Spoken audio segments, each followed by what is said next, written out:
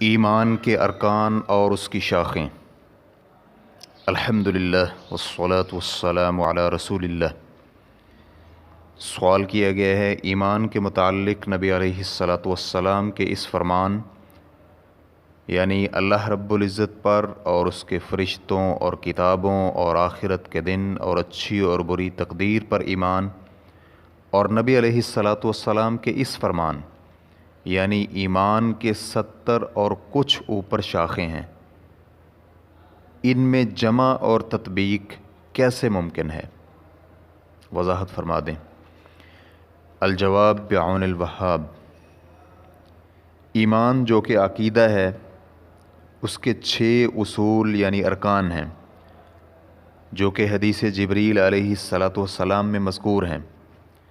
جب انہوں نے نبی علیہ الصلاۃ والسلام سے ایمان کے متعلق سوال کیا، یہ کہ تو اللہ رب العزت، اس کے فرشتوں اور اس کی کتابوں اور رسولوں اور آخرت کے دن اور اچھی اور بری تقدیر پر ایمان لائے، صحیح بخاری اور مسلم، اور ایمان کی انواع اور کن اعمال پر مشتمل ہے، تو وہ 70 سے اوپر شاخیں ہیں۔ تو اسی لیے اللہ رب العزت نے اپنے اس فرمان میں نماز کو ایمان قرار دیا ہے۔ فرمایا اللہ رب العزت تمہارے ایمان کو ضائع نہیں کرے گا، بے شک اللہ تعالیٰ لوگوں کے ساتھ شفقت اور مہربانی کرنے والا ہے۔ سورۃ البقرہ آیت نمبر 143۔